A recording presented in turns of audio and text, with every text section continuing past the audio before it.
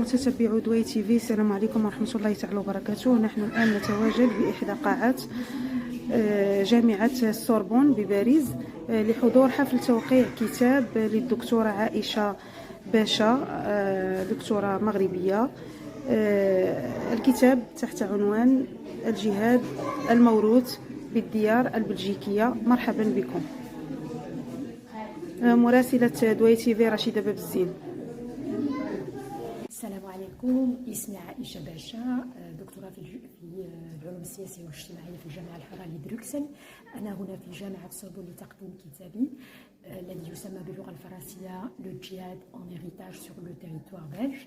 دونك ها هو الكتاب الجهاد الموروث في الديار البلجيكية، وهو كتاب يتطرق إلى مجموعة من المشاكل التي عاشها الشباب من أصول مغربي في الديار البلجيكية، وأقدم يعني وسائل ومقترحات للحد من هذه الظاهرة في الديار البلجيكية.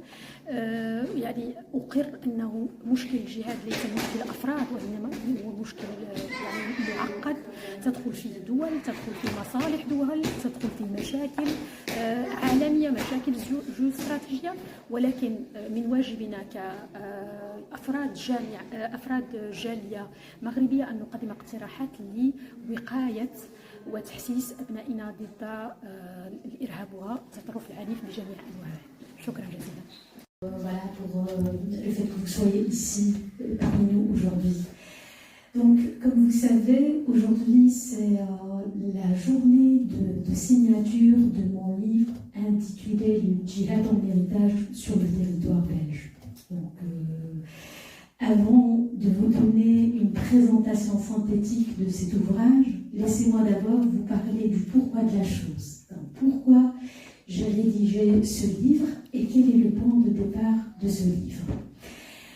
Donc, on vient de le signaler à Amélie, je suis chercheuse au Centre des études de coopération internationale et de développement, et je suis aussi chercheuse au European Development and Research Academy, dont le directeur est ici parmi nous. Donc voilà, j'ai plusieurs affiliations pour... donc je ne dois pas omettre qui que ce soit, donc j'ai voulu ajouter ce point avant de commencer mon histoire avec mon livre Le Djihad en héritage sur le territoire belge. Donc en 2012, j'étais membre d'un café littéraire bruxellois. Donc c'est un café littéraire qui regroupe des membres de la diaspora maghrébine, soi-disant des membres de l'intelligentsia, pour parler de sujets qui nous concernent, mais aussi pour débattre de faits d'actualité, de faits divers. Et comme vous savez, en 2012, le nombre de djihadistes qui partent vers la Syrie donc, était un nombre considérable. Et voilà, en tant que citoyens, nous avons soulevé plusieurs questions. On a parlé, par exemple, des idéologies qui ont été en quelque sorte utilisées pour endoctriner les jeunes. On a parlé de Ibn Taymiyyah, on a parlé de contre, et pas que, donc de toutes les idéologies qui ont été en quelque sorte utilisées pour endoctriner les jeunes.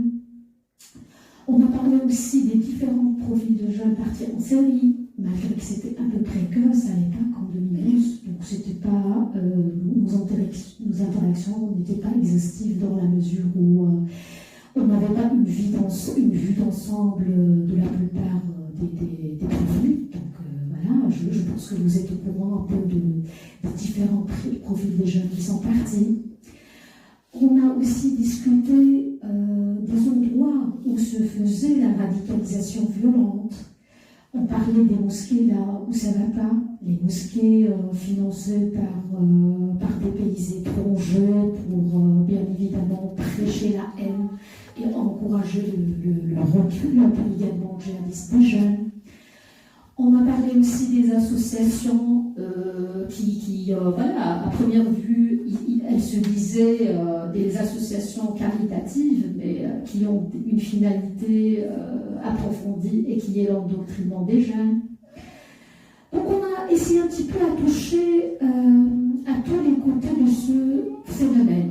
On a parlé surtout des conflits internationaux géostratégiques et des intérêts de certains pays, voilà, en matière de ressources naturelles, et puis le rôle aussi dans tout ce qui est création du terrorisme dans le monde.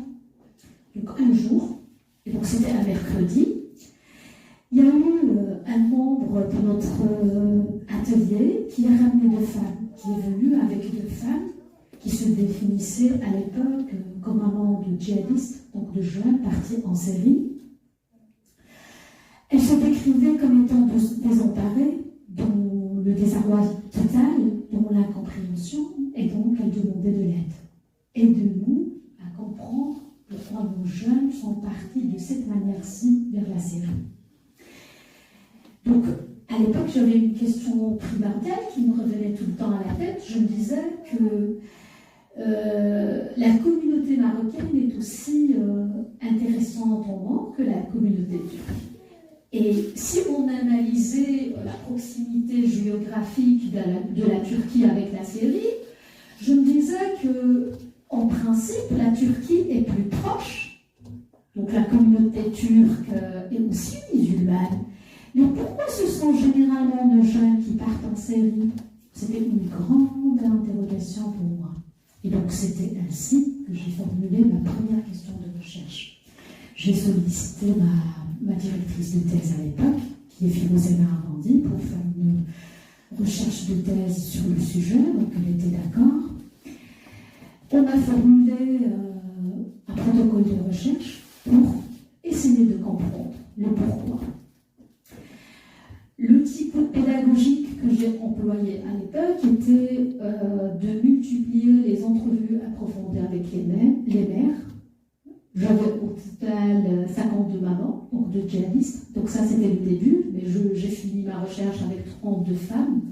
Vu la situation psychologique des femmes après le décès, la plupart étaient des mamans endeuillées. Et donc, voilà, elles étaient dans l'incapacité de poursuivre l'enquête. Mais j'ai utilisé aussi l'observation participante au sein des familles. Alors, comment je suis arrivée à cette conclusion? Donc voilà, je vais, comme a dit Amélie, c'est primordial de vulgariser le savoir. Donc moi, dans mon discours, au début, je me disais que je vais préparer un discours, que je vais vous faire lire, mais je préfère plutôt vous faire réfléchir sur des thématiques. Donc voilà, je vais jouer la provocation un peu. Donc, j'ai commencé mes premières entrevues avec les mamans. C'était intéressant. Mais je me disais qu'il y a quelque chose qui manque, vu que voilà, l'étude exploratoire a montré qu'il y a des déterminismes, des causes plutôt, qui ont été déjà démontrées par mes pairs, donc les scientifiques et les chercheurs, et qui ont été confirmées. Comme par exemple le fait que la frustration économique pourrait jouer un rôle là-dedans, comme par exemple le fait de dire que le communautarisme pourrait jouer un rôle primordial dans la facilitation de l'endoctrinement, comme par exemple le fait de dire que parfois la frustration des jeunes, vu des expériences privées douloureuses, pourrait faciliter cela, comme par exemple le rôle de la frustration même politique des jeunes, dans ce sens où des objectifs politiques des jeunes pourraient faciliter cela. Mais tout ça semblait intéressant. Mais toujours, je me dis qu'il y a quelque chose qui manque. J'ai multiplié encore les entrevues avec les mamans, mais cette fois-ci, j'ai essayé de programmer les entrevues au sein des familles des djihadistes, pour que l'observation ait un sens réel pour moi. Les premières fois, quand je partais à m'entretenir avec les mamans, j'avais une observation qui, interpellante en quelque sorte. Il y a eu souvent les pères qui n'étaient pas là. Et quand je posais la question à la maman, je dis pourquoi le papa n'est pas là? Elle me dit soit elle travaille, certaines autres me disent qu'ils sont dans des cafés avec leurs amis et tout. Donc c'était déjà une remarque que j'ai faite, une première remarque. On a continué avec une des mamans, donc dans une rencontre qui a été programmée pour la veille, voilà, c'était une veille je me rappelle très bien, du vendredi. Donc j'arrive, il y a le papa qui arrive aussi, qui rentre à la maison, qui me salue, et puis qui entre dans sa chambre. J'ai fait presque 30 minutes d'entretien avec la maman, et puis elle est partie. Et donc j'entends des cris. Quand la maman est partie voir son mari, j'entends des cris au fond de la chambre. Mais moi, en tant qu'invitée, je ne pouvais rien faire. J'étais curieuse, hein, je vous avoue. Donc si la tradition me le permettait, j'allais même entrer voir ce qui se passe. Est-ce que ma présence gêne? Est-ce qu'il y a d'autres choses qui font que ce mari crie de cette façon aussi? Donc, non, je me suis dit, non, je vais rester calme, j'attends que la maman revienne. Elle est revenue. Et puis, la pauvre était pâle. Ça se voyait qu'il y a eu quelque chose qui ne va pas. Donc, j'ai dit, qu'est-ce qu'on fait? Je continue? Ou j'ai dit, c'est plus sage de reprogrammer l'entretien pour demain ou pour un autre jour, si ça ne vous dérange pas. Et la pauvre, elle était tout de suite preneuse. J'ai dit, la prochaine fois, ça ne sera pas chez vous. Pour la laisser aussi à l'aise avec ce qu'elle va dire et pour qu'elle puisse mettre des mots sur sa douleur, parce que je la voyais très, très, très mal à l'aise. Ok, donc cette soirée s'est terminée. Cette soirée s'est terminée, donc voilà, on a reprogrammé une autre réunion. On s'est vu, mais j'ai rien demandé. J'ai pas posé de questions à la maman. C'est elle qui a commencé à parler. Donc elle m'a dit, si mon fils est arrivé à ce point, c'est à cause de son père. Ça vous parle? Alors j'ai dit pourquoi? Elle m'a dit, Aïcha, elle me battait tout le temps devant son fils. Et donc son fils venait me chercher quand j'étais sous les coups de son père. Une fois même, mon fils l'a pris a enfoncé son père contre le mur. Et depuis ce jour, mon fils est dormi 3 jours en dehors de la maison, du foyer familial. Et depuis, mon fils n'est plus le même. Mon fils n'est plus la même personne. Pourquoi je vous raconte cette histoire? Je vous raconte cette histoire pour vous conscientiser d'un fait qui pourrait sembler pour plusieurs personnes comme quelque chose de simple, qui pourrait arriver à tout le monde. Mais ce n'est pas quelque chose de normal. Ce n'est pas quelque chose que pour un enfant, en âge de construction identitaire, en âge de se poser des questions, en âge même de ne pas comprendre la violence émise par le père. Donc ça, c'est juste un cas de figure. Je vais continuer, je vais vous donner encore quelques images qui pourraient sembler banales, mais qui ne le sont pas réellement. Là, je vais vous parler d'une maman aussi d'un djihadiste, dont le père a décidé une fois, du jour au lendemain, d'aller ailleurs, donc de prendre toute sa famille, puisqu'il n'arrive plus à subvenir à leurs besoins.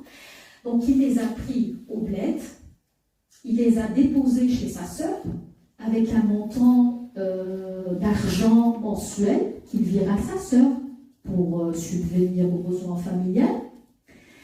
Et puis il est rentré en Belgique, sans préavis, et c'était son préavis, sans préparation psychologique de la fille, sans quoi que ce soit, parce que c'est tout à fait normal d'avoir des parents qui voyagent, il y a les diplomates qui ont des enfants qui voyagent, mais il faut être très vigilant avec les enfants. Donc, il les a déposés. La maman a souffert de violences financières par la sœur du mari, par la belle-fille, la belle-sœur, pardon. Et donc, elle a fait 2 tentatives de suicide sous les yeux de ses enfants. Et à chaque fois, avant de faire la tentative de suicide, elle demande à sa fille de prendre soin de ses frères et de ses sœurs. Donc déjà, un enfant, on demande à un enfant d'être parentifié. Donc on a un enfant parentifié qui va prendre la responsabilité de toute la famille. Vous vous rendez compte, à cet âge? Donc, et pas que.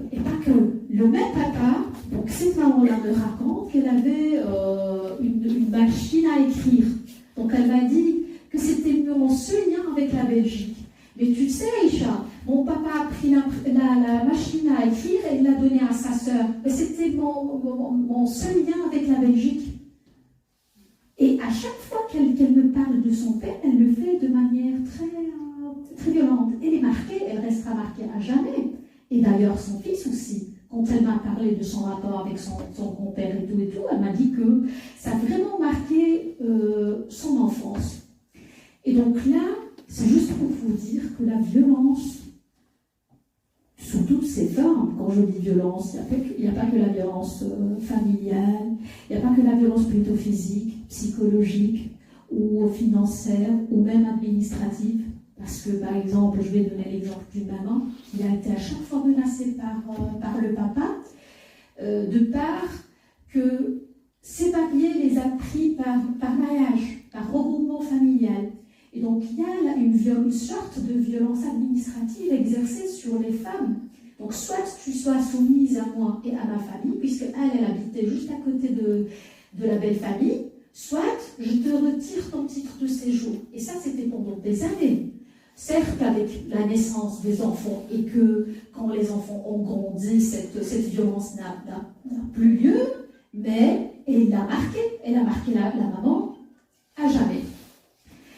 Et donc, je me suis focalisée sur ces histoires et sur plein de histoires. Donc, ces 3 histoires dont je viens de parler ne sont pas les seules. 32 mamans de djihadistes ont vécu l'enfer. Et ce n'était pas un jour ou deux, c'était pendant des années et des années. Les enfants étaient attentionnés à cette violence. Malheureusement, beaucoup d'entre eux l'ont modélisée. Et ils se sont socialisés à cette violence. Ils ont même développé des mécanismes d'intensification de cette violence pour que cette violence prenne forme d'extrémisme violent. Donc, si vous voulez des informations plus détaillées sur les mécanismes de transmission de cette violence, si vous voulez une vue d'ensemble sur les types de transmission de la violence, vous n'avez qu'acheter mon livre, Le djihad en héritage sur le territoire belge. Je vous remercie.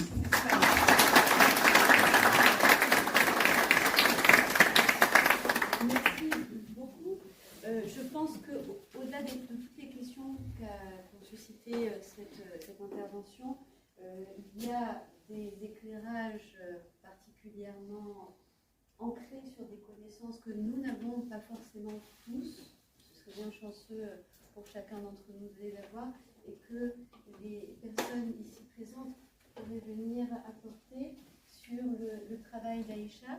Alors, je ne sais pas comment vous voudriez qu'on procède. Si vous voulez chacun prendre la parole sur les questions soulevées par le livre, vous présentez aussi tous les... Je félicite Aïcha d'abord pour ce travail, parce que c'est un travail qui rentre dans l'intime des familles. Donc vous n'avez pas interpellé ou interprété des statistiques des services de police ou de renseignement, vous avez décidé d'aller sur un espace plus sombre, plus intime, que celui de la conflictualité intrafamiliale, et comment il se traduit plus tard par des actes, par passage à l'acte. J'étais aussi très touché par cette espèce de va-et-vient entre le Maroc et la Belgique, ce va-et-vient culturel, ce va-et-vient sociétal, ce va-et-vient matrimonial, conjugal, et comment il se distille à la fin pour produire des formes de radicalité, essentiellement islamiste pour ce qui est du cas du djihad, mais de plusieurs formes de radicalité. Ce qui me laisse à penser qu'il y a en fait une homogénéité au niveau de la diaspora marocaine en Europe, et que ce n'est pas exclusif. En t'écoutant, Je pensais que c'était que la France qui était noyée dans ce problème, on est arrivé à un stade où la violence s'est traduite par plusieurs attentats extrêmement violents. Mais je constate que c'est à peu près la même chose et que, comme je te l'avais dit en aparté avant, que pour nous, la Belgique était une périphérie de la France et qu'on pensait que les jeunes qui sont venus de Molenbeek, à part ça, la Belgique était plutôt dans une autre conflictualité liée à son histoire, à son bilinguisme, à son identité. Moi, je voulais juste te poser une question par rapport à toutes ces choses, parce que moi, j'ai travaillé sur ces questions pendant longtemps, en tant qu'enseignant d'université, mais aussi en tant que conseiller du ministre de l'Intérieur en France ici, sur ces questions, pendant 3 ans. Et on m'avait posé une question quand je suis rentré, est-ce qu'il y a un profil type? Et moi, au bout de 6 mois de recherche, en lisant des fiches de renseignement de police, il n'y a pas de profil type. Il y a des trajectoires types, mais il n'y a pas de profil type. Est-ce qu'il y a une forme d'analogie entre Belgique, ou qu'est-ce que tu penses de ce fait qu'il n'y a pas de... C'est tout le danger du djihadisme ou de la radicalité religieuse, c'est qu'il n'y a pas un profil type, qu'on savait profiler les terroristes, entre guillemets, qui appartiennent à des idéologies marxistes révolutionnaires. On sait qu'il y a le chef, qu'il y a le sous-chef, qu'il y a le financier, qu'il y a le communicant, qu'il y a les réseaux. On ne sait pas faire ça pour ce qui est du djihadisme. Au-delà des 2 centrales, Daesh et Al-Qaïda, on ne sait pas le faire au niveau européen. Est-ce que tu peux nous dire quelque chose là-dessus, sur le profil? Eh ben, en fait, pour faire du profiling, c'est très difficile. Je rejoins parfaitement votre... Ah là, oui, pardon. Je suis totalement d'accord avec vous. Donc, pour les profils des djihadistes, c'est du cas par cas. Malheureusement, il n'y a pas de configuration en matière de profil de djihadistes. Certes, il y a eu des pairs qui ont essayé quand même en Belgique de faire quelques études dans ce sens. Il y a un binôme de chercheurs qui a mis en évidence quatre profils types, donc le profil Ribot, le profil celui aussi de professeur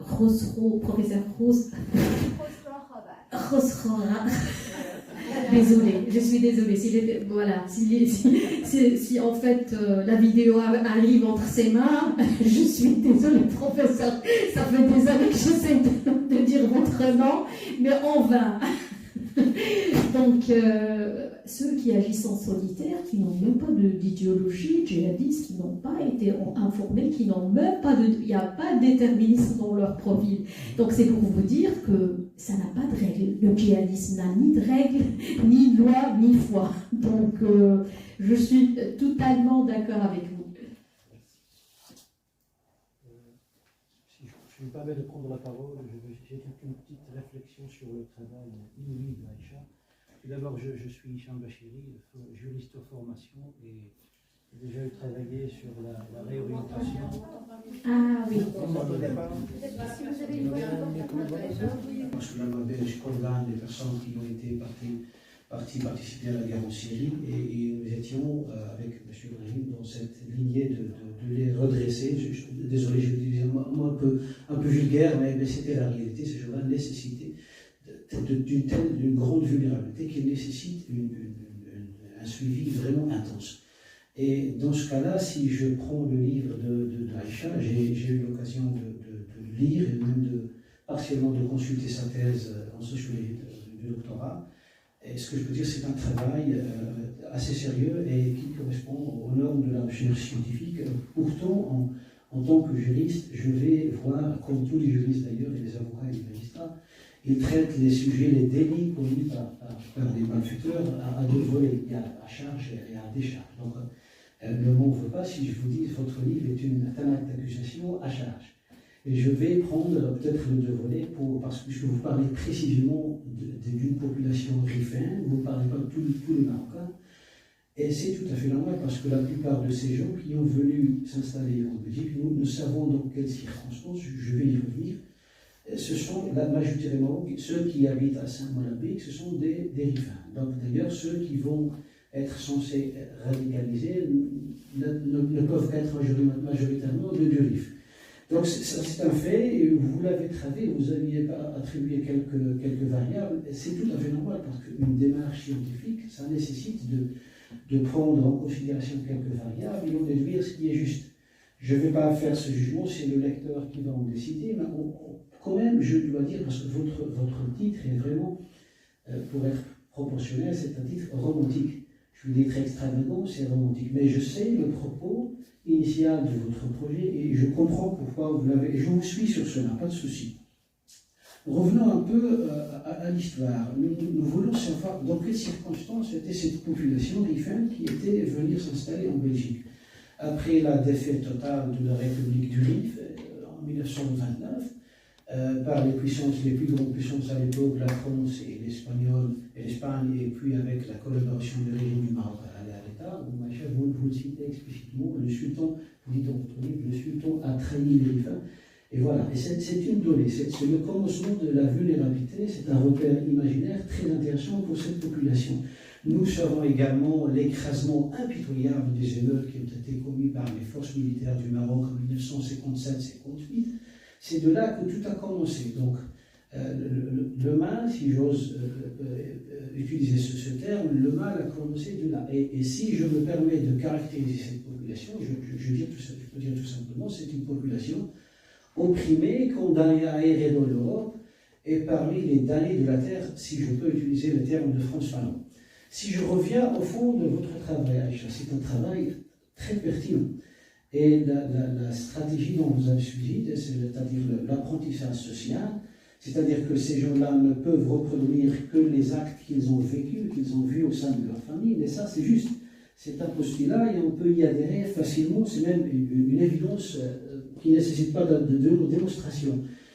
Mais ce n'est pas le problème est au-delà, parce que chronologiquement, qu'est-ce qui a précédé le fait de commettre des actes, que ce soit en France, que ce soit en Belgique? Il y avait l'incident majeur de la guerre en Syrie.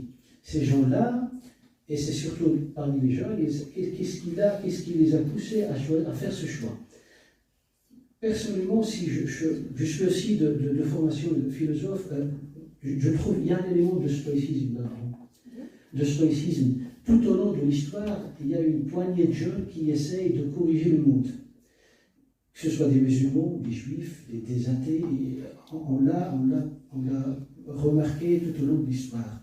Revenons à l'Iliade, dans la pensée occidentale, vous voyez, le pilier grec, c'est un pilier fondamental dans la pensée occidentale, et on trouvera comment la déesse Aphrodite, une déesse qu'on lui accordait l'amour et d'être préposée au sexisme et à l'éros, qui a aussi décidé de participer à la guerre.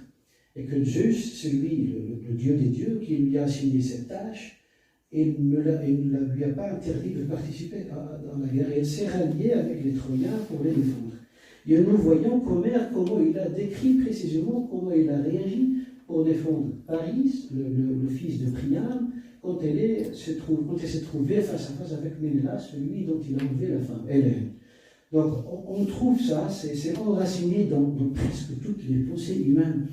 Revenons par exemple à la littérature pour vous montrer ce sens de cette fuite que les gens ont du désenchantement du monde. Et Amélie, vous connaissez déjà très bien ce sujet, mais je ne l'utilise pas dans le sens weberien parce que ça désigne en fait un recul des explications magiques et religieuses au bénéfice des explications scientifiques. Ça a un lien avec la sécularisation de la modernité, mais je l'utilise dans le sens négatif, c'est-à-dire la rupture avec les tons glorieux et harmonieux. Et si j'ai bien compris l'œuvre majeure de Proust, La recherche du temps perdu, ce n'est qu'une lamentation merveilleuse de ces temps glorieux.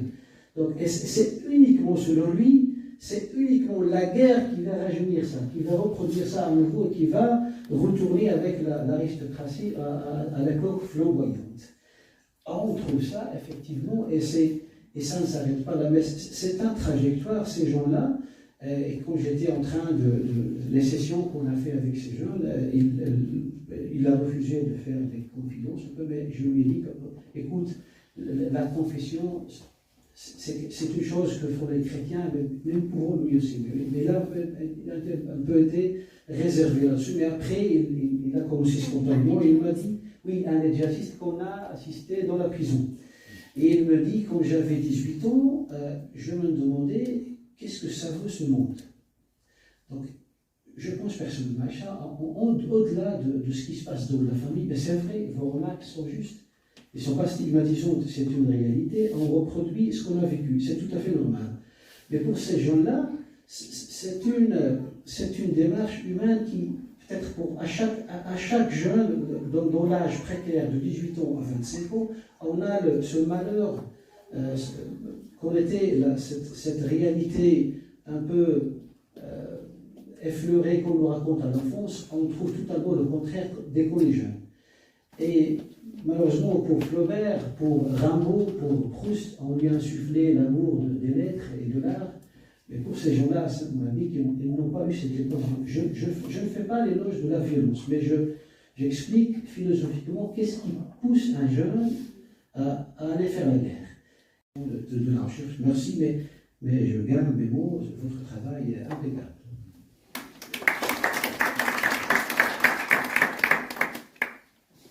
Merci beaucoup pour ces éclairages. Il fallait suivre en termes de référence. Il faut avoir quand même la capacité de passer de l'un à l'autre sans perdre substantiellement tout ce qui pouvait relever de l'allégorie. Et je vous en remercie. Ça nous a permis de faire une petite gymnastique en même temps. Je me permets de...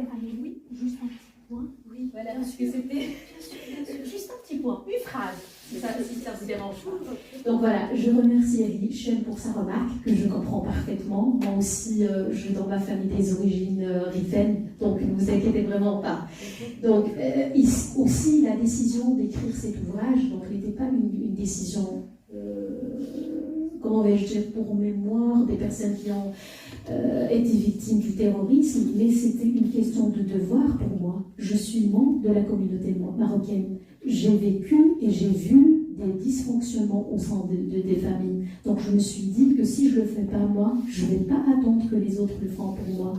Et si vous avez remarqué, donc dans l'introduction de ma présentation, je soulignais qu'il y a des choses qu'on ne peut pas contrôler au terrorisme. Mais par contre, ce qu'on pourrait contrôler éventuellement, c'est de ne pas laisser nos enfants basculer dans le djihadisme. Donc c'est ça notre mission. Et c'est d'ailleurs l'objectif du livre.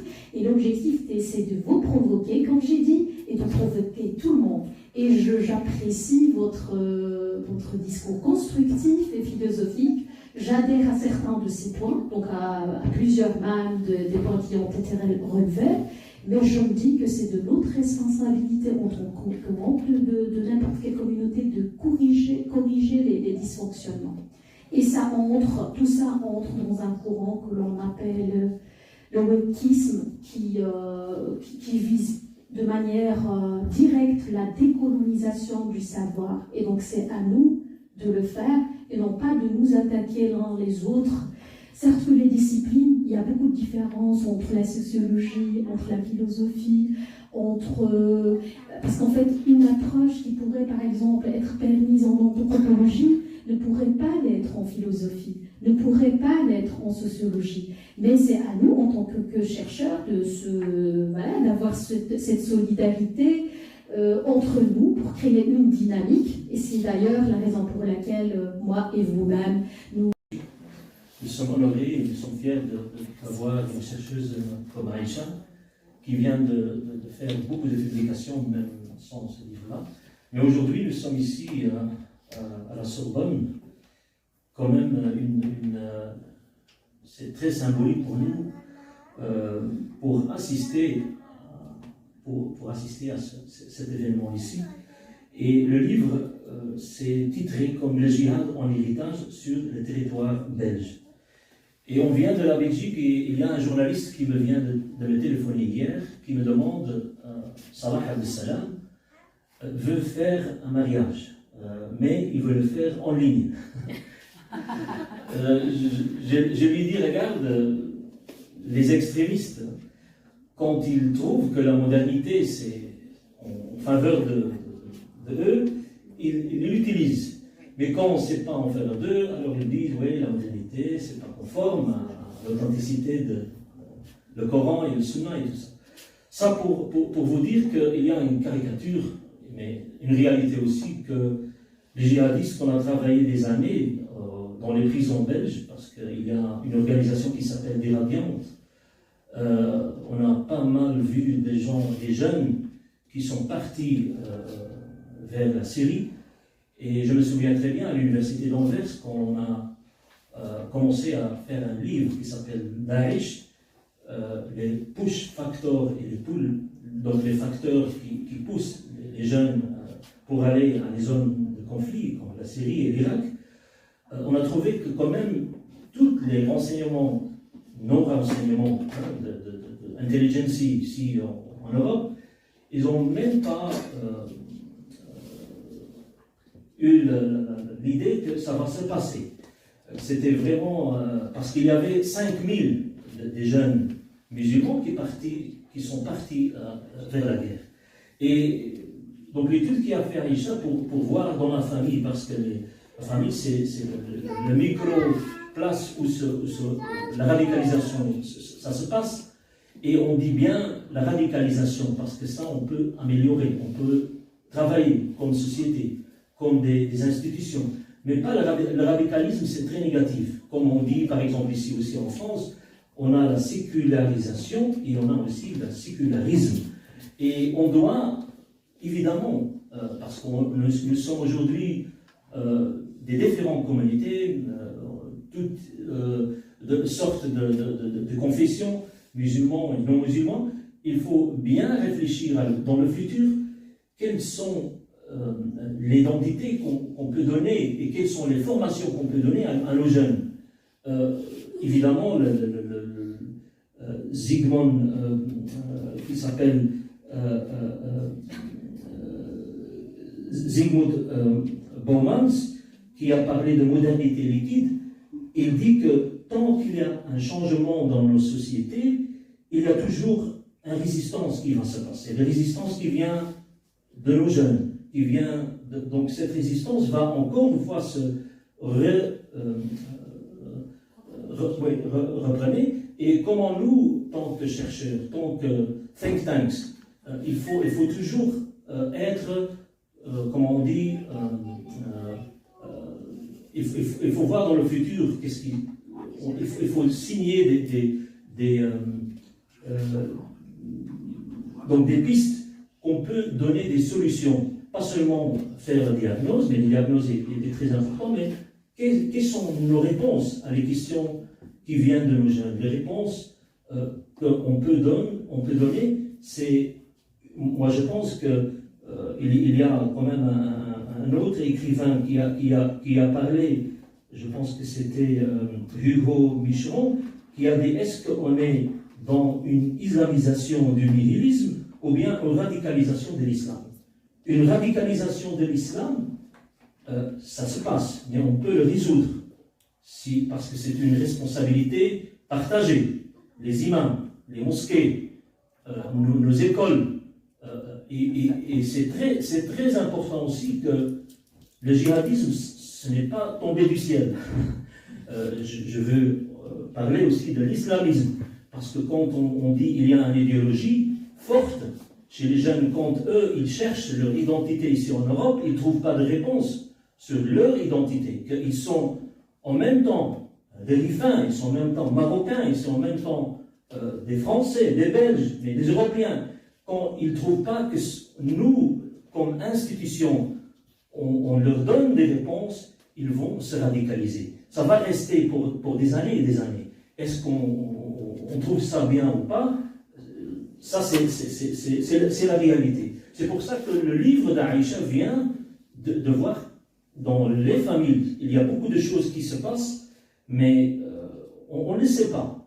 Et il a même fait, donc, les enquêtes qu'elle a fait nous prouvent encore une fois qu'il y a encore beaucoup de travail à faire au niveau des familles, mais aussi au niveau des individuels, les jeunes qui sont en train de chercher leur identité. Donc encore une fois, un grand merci et félicitations à Aïcha pour ce bon livre. Merci.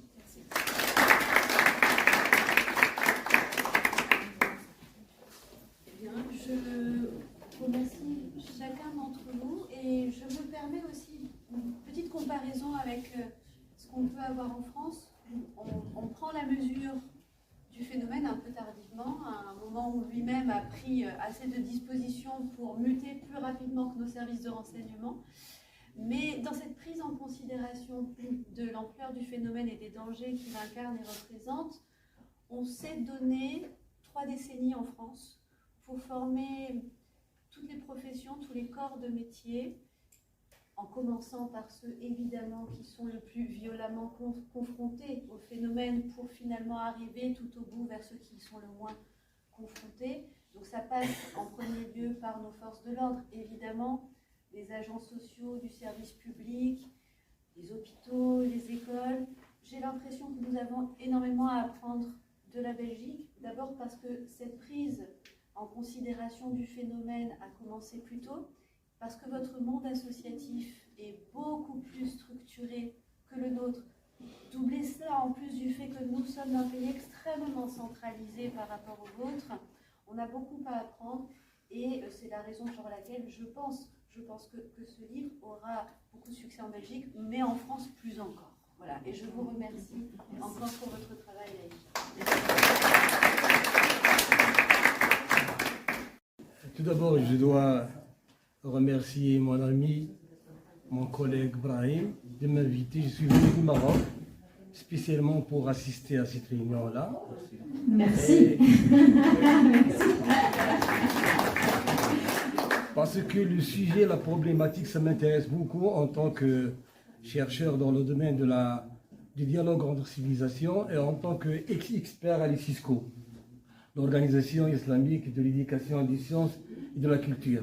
On s'intéresse beaucoup à ce genre d'études et je suis fier que l'IDARA et l'expert Dr Aïcha, en tant que musulmane, en tant qu'arabe, en tant que marocain, étudient ce phénomène avec une approche scientifique.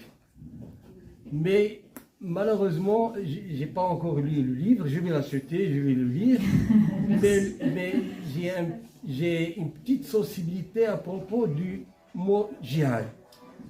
Le djihadisme, le djihadiste, le djihad, comme vous le savez, c'est un terme des médias européens.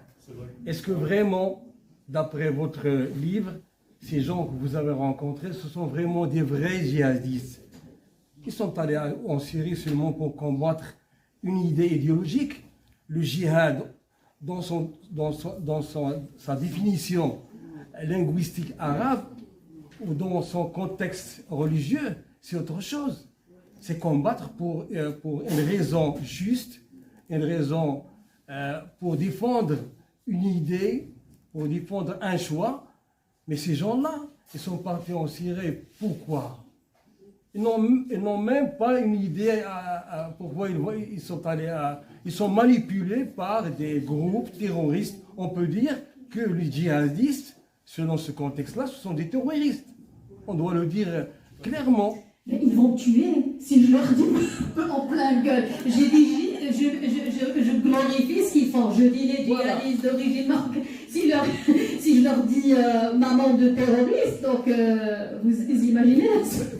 Vous pouvez, madame, docteur, choisissez n'importe quel terme, seul djihad. Ne sont pas des djihadistes.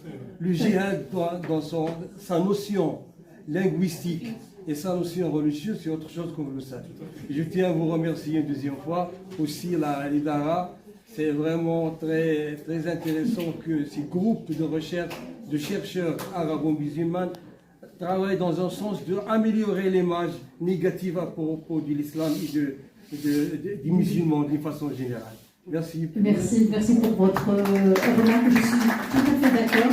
Et aussi, moi, quand j'utilise le terme, je l'utilise et j'aimerais nuancer un petit peu l'usage du terme. Mais comme vous savez, donc dans le contexte actuel, il faut aussi, en tant que chercheur, être vigilant pour la suite. Donc, si j'utilise d'autres termes, comme par exemple le terrorisme, est-ce que les mamans, par exemple, si je fasse une autre étude postdoctorale, vont accepter de témoigner? Je perdrai tout contact, voire même toute confiance que j'avais avec eux. Donc on est face à plusieurs défis en tant que chercheurs d'origine musulmane. D'abord, on est placé sous le signe de suspicion en tant que chercheur. Est-ce qu'on travaille pour des pays? Moi, je suis marocaine, donc j'ai toujours l'étiquette de marocaine. Est-ce qu'elle travaille pour un État ou un autre? Déjà, ça rend le terrain encore plus difficile à intégrer. Ça, c'est le premier point. Le deuxième point, c'est que je fais partie de cette communauté.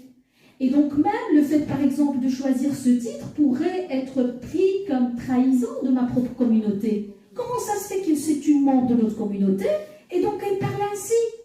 Elle nous a trahis. Mais comme j'ai dit tout à l'heure, moi j'ai quand même un devoir, comme vous l'avez dit d'ailleurs. Nous sommes des membres de cette communauté, donc on doit dire quand il y a quelque chose qui dérange. Il y a aussi un troisième défi auquel je fais face et qui est la récupération politique de la chose. Vous savez qu'il y a une montée en puissance du chauvinisme en Europe, du libéralisme aussi, et donc tout le monde cherche les occasions pour salir notre image. En tant que Marocaine, je suis très très fière. Vous êtes notre fierté, Madame Aïcha. Merci à vous tous, messieurs, dames, d'explication. Moi, ce que je voulais, en fait, j'aimerais bien, je ne sais pas si c'est parce que je n'ai pas lu le livre, au-delà de ces familles qui souffrent, de ces enfants qui souffrent, on sait très bien que, voilà, même, vous avez raconté un petit peu l'histoire de la femme qui est violentée par son mari, alors l'enfant, voilà, il subit, il est obligé de sortir. Que ce soit une famille musulmane, chrétienne, juive, ça se passe dans toutes les familles, pas de religion, pas de nationalité par rapport à ces problèmes. Ma question à moi, est-ce que vraiment, moi quand je vois tous les pays européens, tous les pays musulmans, il y a un phénomène depuis un moment d'extrémistes, de terroristes, de peut-être entre guillemets djihadistes, et on sait que cet enfant, s'il est sorti, c'est peut-être parce qu'il voit une violence, il se dit c'est pas ça la vie. La vraie vie c'est ça, elle est peut-être dans mon courant à moi, elle est dans l'islam. Et peut-être il se penche vers cette religion qui est juste. Est-ce qu'à l'extérieur, le problème il se trouve à l'extérieur, il y a une bande, il y a un phénomène, il y a un tuyau, il y a un réseau qui récupère ces enfants, que ce soit filles, garçons, même des hommes, des femmes, ils les récupèrent parce qu'ils ont des problèmes.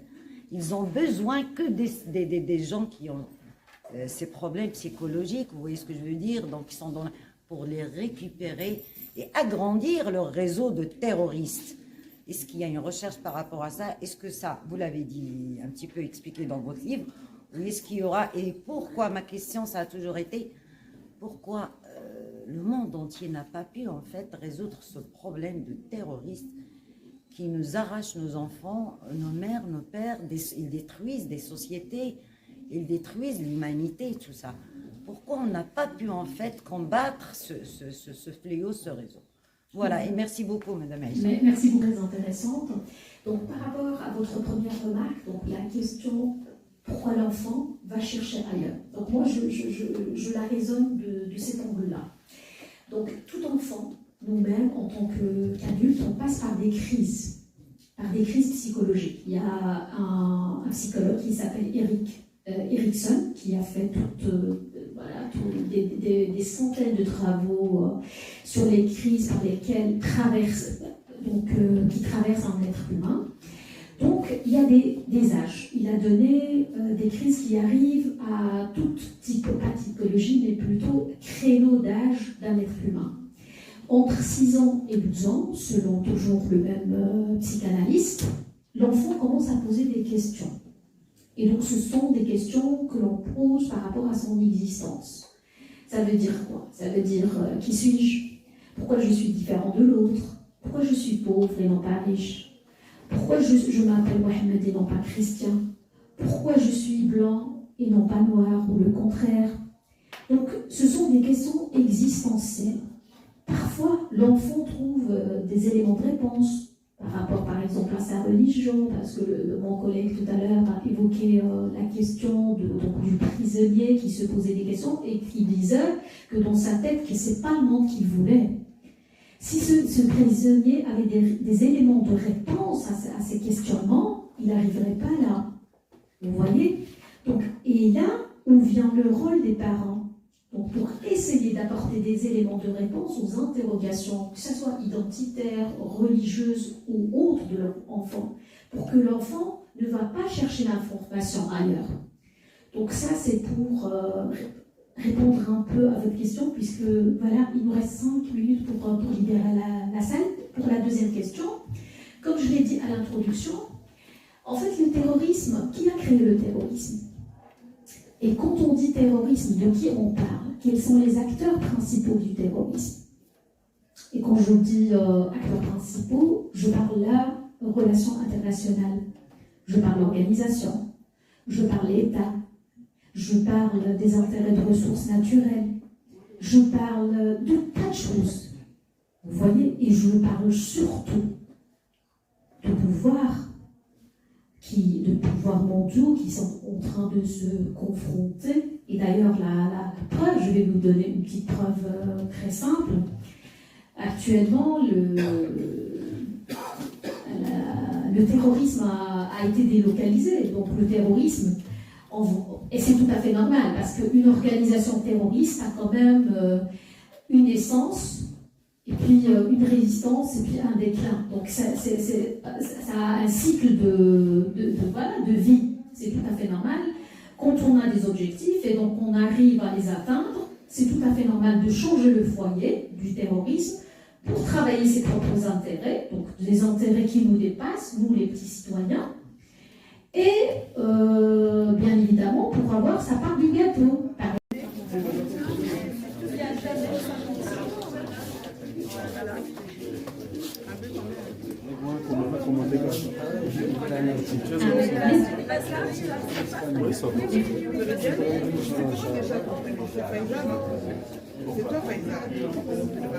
S'il vous plaît, une photo avec là-bas. Oui, ça plaît. À la salle, là, il y a une photo. Vous n'avez pas fait ça? D'accord, c'est pour ça. Pour ça, je vois le système. Merci, c'est gentil. C'est gentil à vous. Merci, ma chère.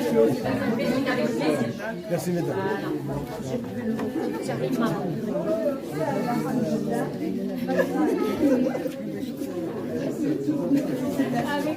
Merci beaucoup.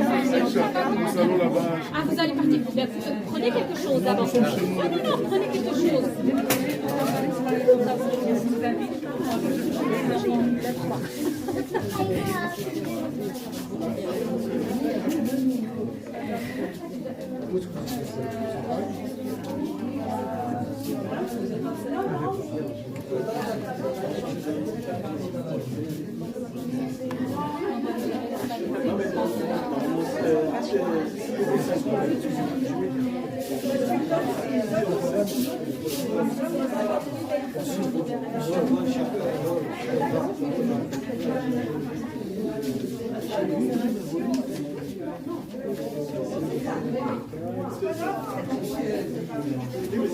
C'est pour 7 € là, elle aura une partie de 50.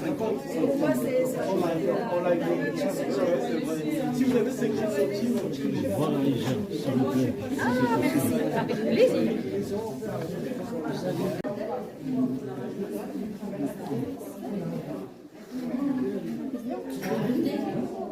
Ça va?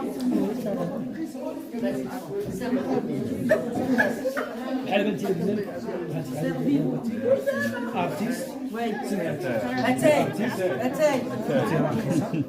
انت قاعدين هيا تاي تبارك الله عليك.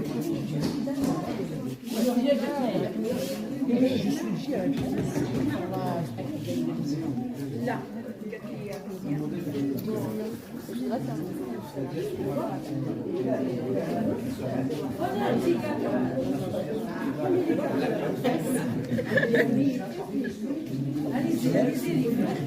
ليلى